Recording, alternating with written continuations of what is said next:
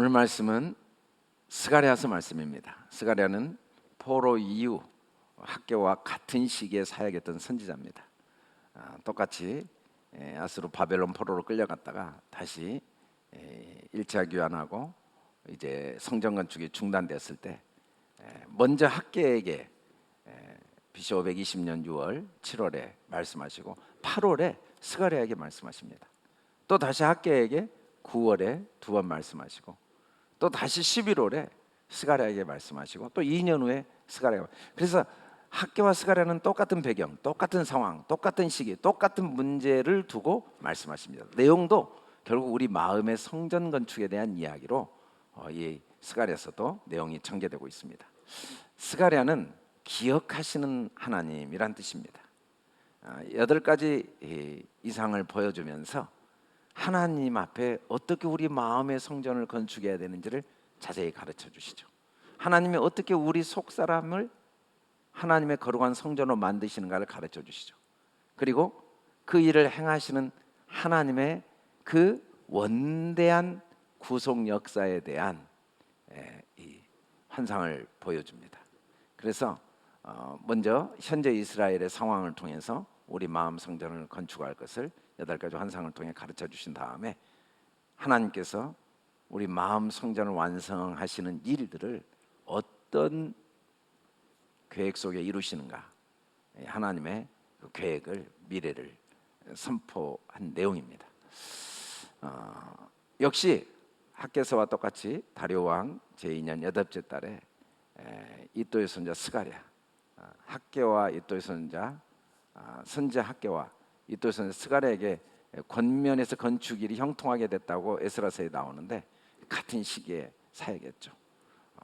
너희를 내게로 돌아오라, 너희에게로 나도 돌아가리라. 그래서 똑같습니다. 학개서나 스가랴서나 우리 마음에 주님을 모시도록 하는, 이 마음 성전을 건축하기 위해서 하나님이 역사를 주관하고 계셨던 거죠. 포로로 끌려가게 하는 상황도, 다시 돌아오게 하는 상황도, 경제적인 어려움, 이 모든 문제, 또 방해자들, 알고 보니까 이게 다 하나님께 내 마음을 돌이키기 위한 하나님의 계획이었다는 거죠.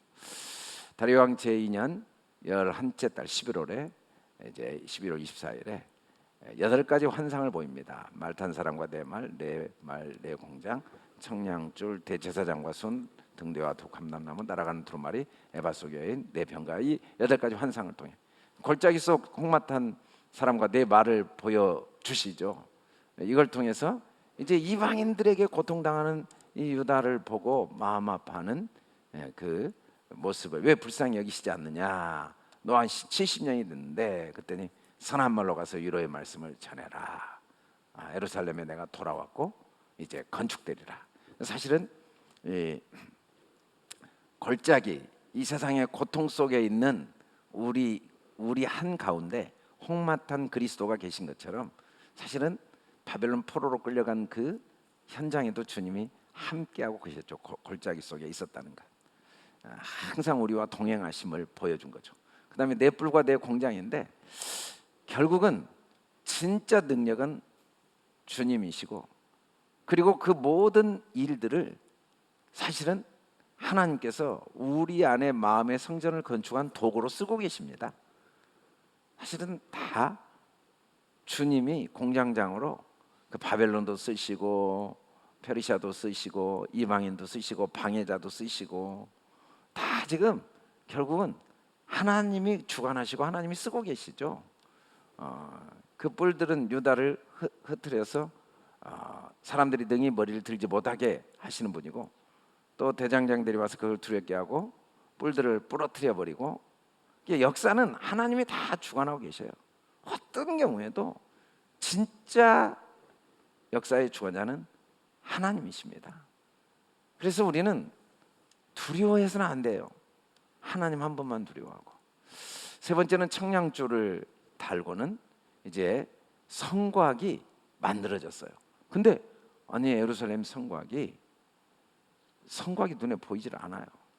얼마나 크든지. 둘러싼 성곽이 왜 그렇게 안 보인가 봤더니 불로 성곽이 딱 둘러싸여 있어요. 그러니까 하나님이 청량줄로 잰다는 건 하나님이 다 주관하고 계세요. 다 하나님이 다 주관하시면서 눈에 안 보이는데 불성각으로 다 보호하고 계시죠. 그러니까 우리에게 일어나는 어떤 사건 상황도 다 하나님의 선하신 손길 속에 있으니까 우리가 실망, 단식, 자기 비하, 부정 이런 이야기를 할 필요가 없어요. 다 그 속에 하나님의 희망이 있고 은혜가 있으니까. 성도가 살면 한 가지만 없으면 항상 희망이 있어요. 그 뭐냐면 우리 스스로 뭔가를 하고 세상을 의지하고자 하는 교만. 우리는 이미 승리가 보장된 사람들입니다. 우리가 아무리 문제가 많고 연약해도 우리를 불성각이신 주님이 보호하고 계시고 또 주님이 청량하고 계세요. 다 주님이 그걸 섬세하게 살피고 계시죠. 네 번째 환상은 주님이 여호수아를 이제 대사장 여호수아를 천사 앞에서 사탄이 송사를 합니다. 왜냐하면 더러운 옷을 입었으니까. 근데 그 옷을 주님이 벗기시고 아름다운 옷을 주님이 입히십니다. 주님이 정결한 관을 머리에 씌우시는 분이십니다. 주님이 우리 죄를 책임지시는 거예요. 우리는 죄인입니다. 우리가 죄 없다면 하나님을 거짓말쟁이가 되게 하지만 우리가 죄 있다면 의롭고 미쁘사 우리에게 새 옷을 입히고 관을 입히심으로 우리 성전을 거룩하게 하시는 거죠. 사탄은 끊임없이 우리를 송사합니다. 특히 이 여호수아, 스룹바벨 가정에서 어디든지 끊임없이.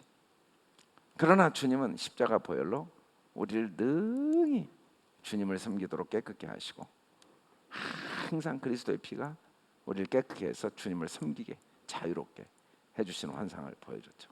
그리고는 이제 순금등대와 두 감람나무에서 계속 기름이 공급되는 걸 보이시면서 하나님의 성령님이 계속 우리를 도우셔서 우리는 은총을 크게 받은 자이다. 우리 힘 능력으로는 안 되는데 성령님이 그 모든 상황 속에 우리를 도우셔서 능히 우리 안에 거룩한 성전이 건축되게 하신다는 거죠. 작은 일의 날이라고 멸시하는 사람들이 있습니다. 그러나 걱정할 필요가 하나도 없습니다.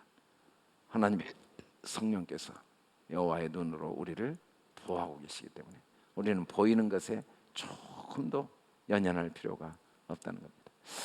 이제 두루마리가 날아가는 환상을 보여줍니다. 이 두루마리는 우리 죄악이 다 적혀있는 그동안에 우리가 범한 모든 죄, 율법의 기초에서 우리 죄가 다 적혀 있었는데 주님께서 이걸 다 날아가게 해버리십니다. 날아가게. 근데 어디로 날아가는가? 이 저주를 다 날아가게 해버리시는데 그 날아가게 한 다음에 저주가 날아간 다음에 보니까 에바통이 있는데 그곳에 여인이 있었습니다. 이 여인이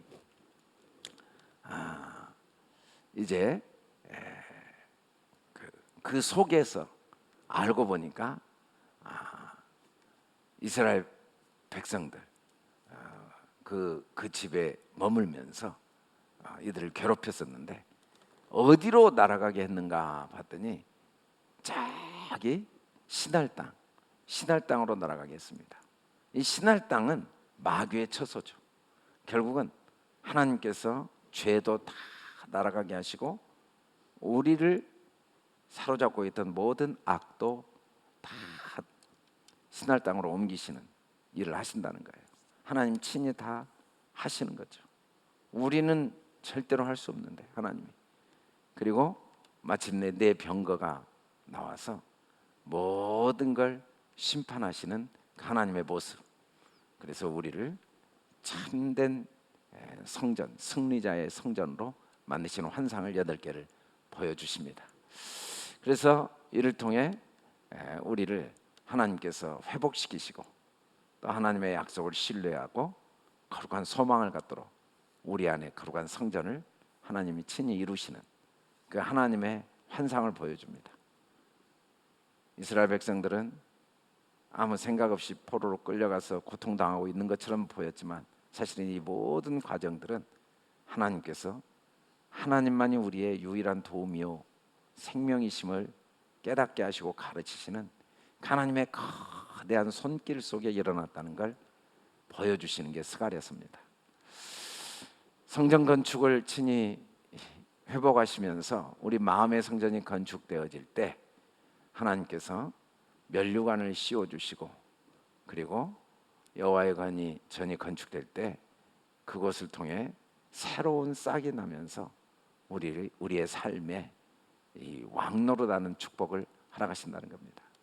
이 일을 어떻게 이루시냐면, 이 땅에 예수님이 오셔서 겸손하게 나귀를 타시는, 이건 예수님이 이 땅에 십자가에 죽으시러 육신으로 오실 사건을 예언한 거죠.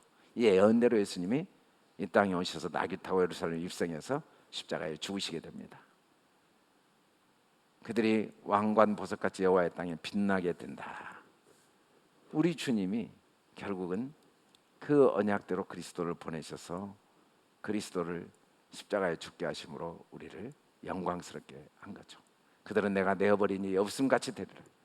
겉으로 보면 우리의 삶에 하나님의 손이 함께하지 않고 하나님께 버림받는 것처럼 보이지만 한 번도 우리를 내어버린 적이 없는 그 하나님의 기억하시는, 절대적으로 우리를 손바닥에 새겨놓고 기억하시는,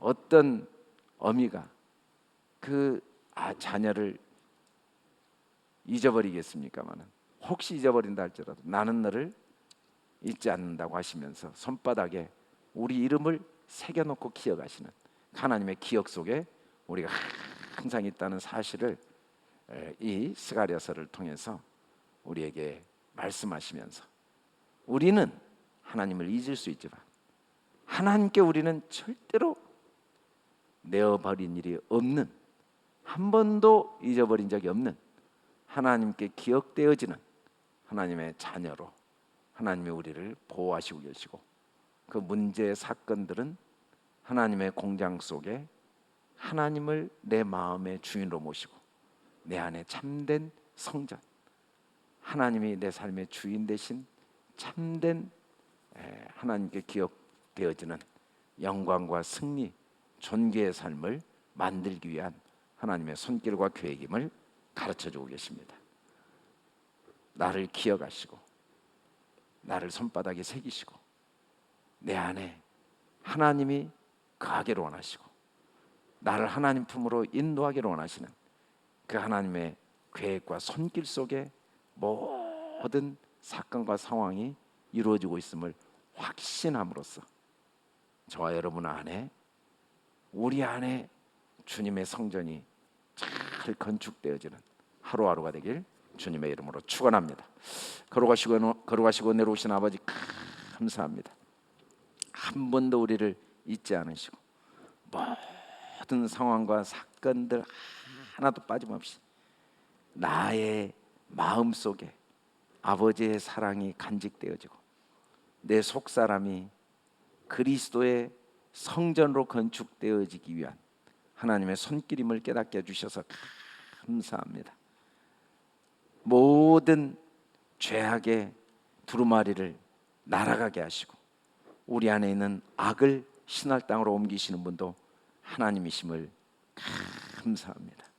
저희가 날마다 이 은총 받은 자로서 하나님의 손바닥에 새겨진 하나님께 기억된 자로서 내 자신을 올바로 인식하여 하나님께 돌아가고 하나님이 우리 안에 거하시는 거룩한 하나님의 성전이 되게 축복하여 주시옵소서.